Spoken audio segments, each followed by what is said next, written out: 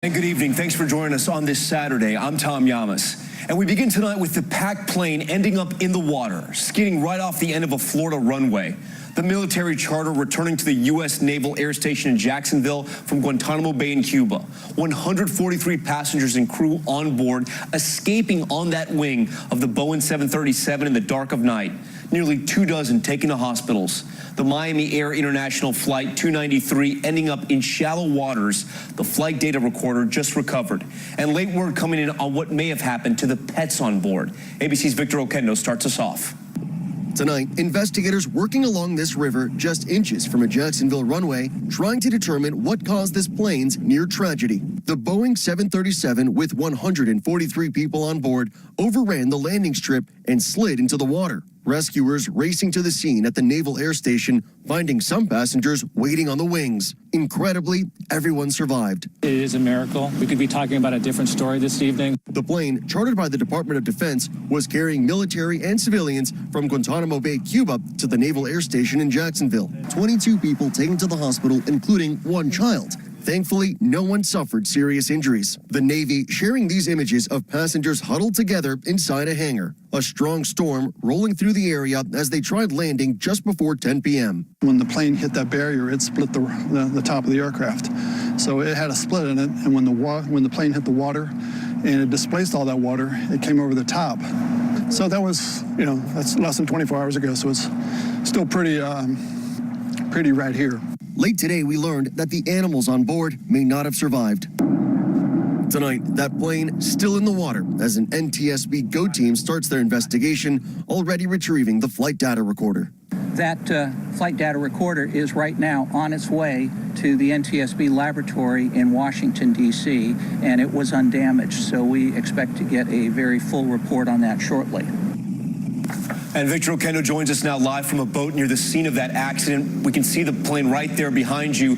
Now, Victor, it's going to take time to remove that plane from the river, and as you mentioned, investigators are fearful that the animals on board may have died.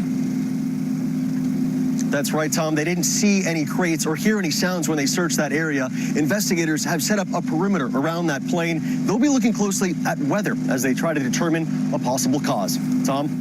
Victor Oquendo leading us off tonight. Victor, thank you. Next to the disaster zone in northeastern Illinois, that massive explosion at a silicone plant shaking the ground. You saw the moment right there on surveillance video. At least one worker killed, several hurt, and officials now fearing the worst for those still missing in the wreckage. ABC's Zachary Quiche with that tonight. This sudden explosion rocked this Illinois chemical plant, leaving it unrecognizable. Flames shot in the air as emergency crews raced to the scene. Dozens of firefighters battled the blaze on the ground and from ladders above. Very, very loud explosion coming from the area. 10-4, did shake our building, multiple 911. Debris was sent flying for blocks, but the blast was felt miles away. All of a sudden, my lights flickered, and I heard this really loud explosion, and the whole building shook. This surveillance video shows the moment that factory exploded and that rattling aftershock. Officials say it happened around 9:30 Friday night. Cleaning crews had just left, but there were a handful of people inside. Daylight revealed the utter devastation. At least one person found dead, 2 more are missing, 4 have been hospitalized. The plant, 40 miles outside of Chicago, manufactures silicone. Officials say there were no warning signs of imminent danger. But the search effort for those trapped inside stopped today when the site was deemed too unstable and dangerous to work. Every one of those with the piping overhead has been damaged from the structure and is hanging somewhat insecurely and doesn't allow us to operate safely. Authorities testing the air quality for toxins and finding no safety threat. Tom, investigators haven't been able to determine a cause, but until that scene is considered safe, they won't be able to get inside that building to determine what triggered this deadly blast. Tom? Zachary Quiche reporting from New York for us. Zachary, thank you. Now to the major headline overseas. A surprise launch from North Korea, what are being called short-range projectiles.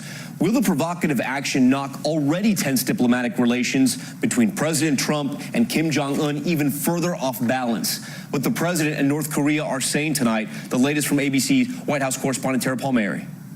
Tonight, Kim Jong-un sending a message directly to President Trump, firing off a series of short-range projectiles into the Sea of Japan. The escalating show of force coming as diplomatic talks between the U.S. and North Korea are at a standstill. Trump walking away from the Hanoi summit when Kim refused to commit to full denuclearization. Sometimes you have to walk, and this was just one of those times. Kim leaving with crushing sanctions still in place.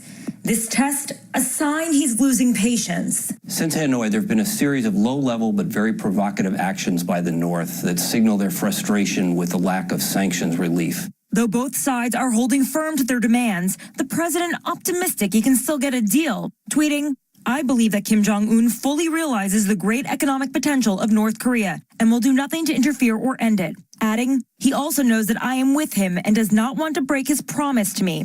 Deal will happen." In a recent trip to Russia with leader Vladimir Putin, Kim Jong-un said the U.S. acted in bad faith in Hanoi. But this latest move may be an effort to restart talks. He's trying to ramp up the pressure to bring Trump back to the negotiating table. Tara Palmieri joins us now from the White House. And Tara, late word tonight from the North Koreans that those projectiles were long-range rocket launchers and tactical guided weapons? That's right, Tom. What's key is that these are not intercontinental ballistic missiles, meaning they can't carry nuclear weapons and they can't travel long distances.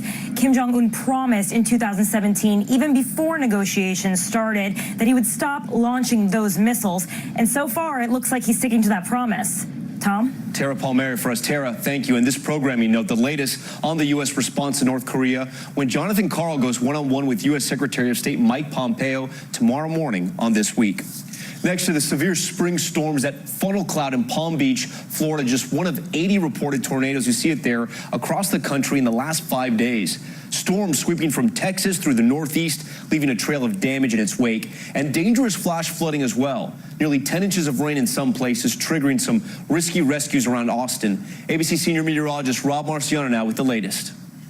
Tonight, that relentless storm system still pounding the south. A reported tornado mangling the roof of this building and turning over trucks. That building's completely demolished, but everybody walked out of that building. 6 reported twisters in the last 36 hours, and nearly 80 in the 5 days this storm has been hammering so much of the country. The system also triggering deadly flooding. At least 5 killed. Authorities finding the latest victim after trying to drive through floodwaters. The rapid waters there caught an individual there. His car was washed away. Dozens of stranded drivers pulled from the water after torrential downpours and flash flooding in Texas. The area slammed over the last several days with powerful thunderstorms. Dazzling displays of lightning in the skies as creeks are overrun with water and mud. The storm also unloading in the Midwest, which is already underwater. The Mississippi River at flood stage for more than 40 days, and in some places at its highest level on record. In Davenport, this levee overrun, sending people running for safety. Rob joins us now live with the latest forecast. More storms headed east, Rob? Yeah, this thing is finally on the move, Tom. It's been with us for 5 days, a stuck system, but it's going to bring a lot of rain with it. Now, flood watches have been extended all the way through New Jersey. Here it is on the radar scope, several arms of precip with this, but the severe storms are across the south. A watch out for Montgomery. Later on tonight, Atlanta, the Carolinas get into the rough stuff, and then an arm of heavy rain ahead of that will get into Virginia and D.C. and Pennsylvania by morning, Philadelphia as well. Heavy stuff in through New York by 9 a.m. Then a kind of a coastal low, so rain and wind, and a lot of rain with this. It has a history of 2 to 4 inches of it, maybe more than that in spots. And the ground still wet here in the Northeast, so tomorrow is going to be a bit of a mess. Tom? All right, Rob, thank you. Next to the new setback for the opposition in Venezuela, a country in crisis. The opposition renewing calls for demonstrators to take to the streets. So what happened today? ABC senior foreign correspondent Ian Pannell in the center of it all. Tonight, President Nicolas Maduro appearing before troops who've stayed loyal to him, despite opposition appeals to switch sides, now turning his sights on America. He told them, be ready and willing to defend the homeland, with weapons in hand if the American empire dares to touch this land. Bold threats and defiance on what was supposed to be the final phase of a years-long struggle to topple his government. US-backed opposition leader Juan Guaido has called on Venezuelans to come out in force. But after the sacrifice of a bloody week, today was a setback. The opposition called its supporters onto the streets until they achieved victory. but look quite how few of them actually came out. This has to be a huge disappointment to Juan Guaido and for his hopes to overthrow the government. I met the opposition leader and asked him about his months-long campaign. People have died.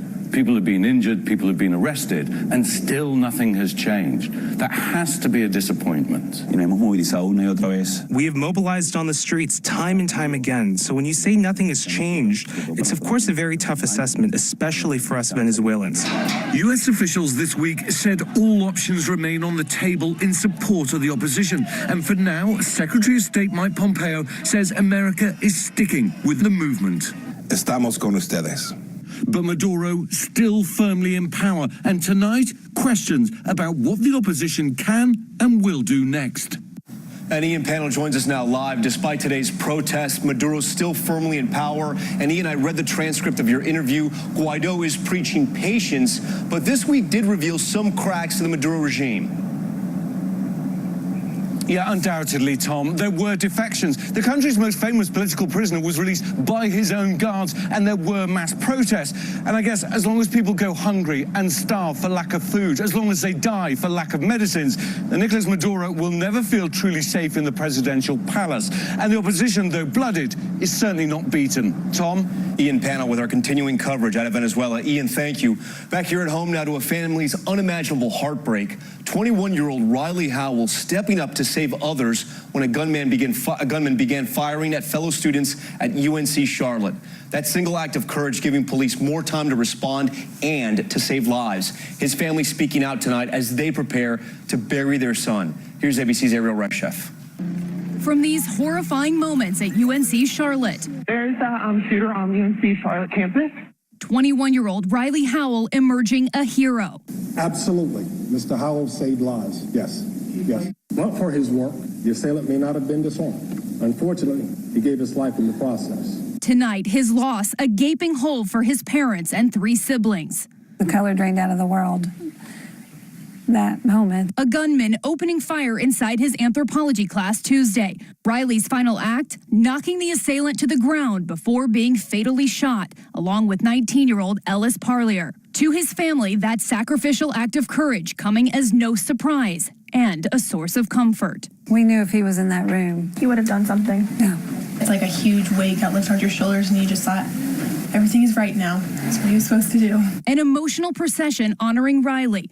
People lining the streets of his hometown, waving American flags in tribute to a brother and son fallen, but not forgotten. Lots of pride in him. It never stops being proud. And tonight we've learned Riley, an environmental studies major and ROTC cadet, will be buried with military honors. He and Ellis Parlier, Tom, will both receive posthumous degrees. And his brother's saying it best, they're not going to stop being proud of him. All right, Ariel, thank you so much. And there's back now with an update on an excessive force case out of Miami involving Bodycam. The officer at the center of it getting arrested by his own department. Here's ABC's Marcy Gonzalez. Tonight, this police officer facing criminal charges, seen here aggressively arresting this woman after she dialed 911 for help. Why are you doing that? That woman, Daima Loving, and a friend calling Miami-Dade police on March 5th, reporting a neighbor threatened them with a shotgun. While officers question that neighbor, Officer Alejandro Giraldo stays behind to talk to the women. Another officer with his body camera rolling walks up just as the conversation escalates. We did not stay on scene. We were walking down the His video capturing Loving asking to leave to call her kids. Giraldo threatening to arrest her and implying she should be committed for being mentally impaired. I have to be corrected when my life was just threatened. He pushes Loving against a fence, then forces her to the ground. This cell phone video of the arrest posted on social media, prompting an investigation. This was a troubling video that was shown out there, and obviously we agreed it was troubling, and that's why we took action. Move! Giraldo fired and charged with battery and official misconduct, saying nothing as he was released on bond this week. Loving's attorney applauding Giraldo's arrest, saying they now plan to file suit against him. And Giraldo is scheduled to be arraigned later this month. His attorney tonight calling all of this a rush to judgment. Tom? Marcy Gonzalez for us. Marcy, thank you. I'm now for our index in the deadly crash on the 101 outside of San Francisco. An inferno right there on the highway. Flames ravaging this bus carrying college choir students from Oakwood University who were on their way to a performance. Smoke pouring through those scorched cars, shutting down traffic for several hours. A driver in one of those cars was killed in the collision that happened just before 1 a.m. An investigation is now underway. In Utah, an environmental scare, thousands of gallons of crude oil spilling when a tanker truck rolled over, forcing the road to shut down in both directions, but it poured right into the creek, which feeds the local drinking water. Cleanup crews now working to contain that spill for miles around. They say so far there's no danger for people downstream. And an urgent consumer warning tonight, Tyson Foods recalling nearly 12 million pounds of ready-to-eat chicken strips nationwide because of people finding pieces of metal in them. Several already injured. Tyson saying contaminated strips have a use-by date of October 1st through March 7th, 2020. And if you got those in your freezer, throw them out or return them. This is classified as a high health risk. And finally, a rescue from the air in Fairfax County, Virginia. A 72-year-old man with Alzheimer's wandering away from his home, getting lost in the woods. You can see him there, spotted from the sky with infrared cameras. Fire and rescue teams and canine officers moving in to bring that man safely back to his family. And when we come back, we take... Finally tonight, the New Orleans Jazz and Heritage Festival, Jazz Fest for short, turns 50. If you like music and food, who doesn't? This is your jam. Enjoy. We're going to show him where it was created from and who is the author of jazz, Louisiana, New Orleans. That's the Queen of Gospel, Mahalia Jackson, in 1970, kicking off the first ever New Orleans Jazz Fest. 300 people showed up for just $3 a ticket. And for 50 years, organizers have stuck to the same recipe. Show the world Louisiana's music alongside the biggest acts. From Professor Longhair and the Mardi Gras Indians to second lines and legends like Irma Thomas and now Trombone Shorty. A lot of people come from away to see the great musicians here. Just come hear me play in a few minutes and you'll have an idea of why you should come here. James Rivers has performed at all 50 years of Jazz Fest. Now there are 14 stages. Nearly 500,000 people come to listen, party, and eat. Some just come for the crawfish bread, meat pies, and po' boys. That's my social crab po' boy. It's always good. But like New Orleans, the festival has had its challenges. August 2005, Hurricane Katrina devastated the city and the lives of many of its musicians, putting the annual festival in jeopardy.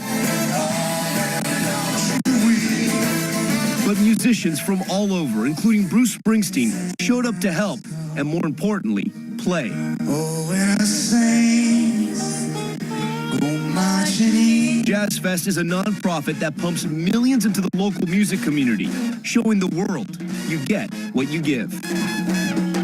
And here's to 50 more years. Thanks so much for watching. I'm Tom Yamas in New York, GMA in This Week, first thing in the morning. I'll see you right back here tomorrow. Good night.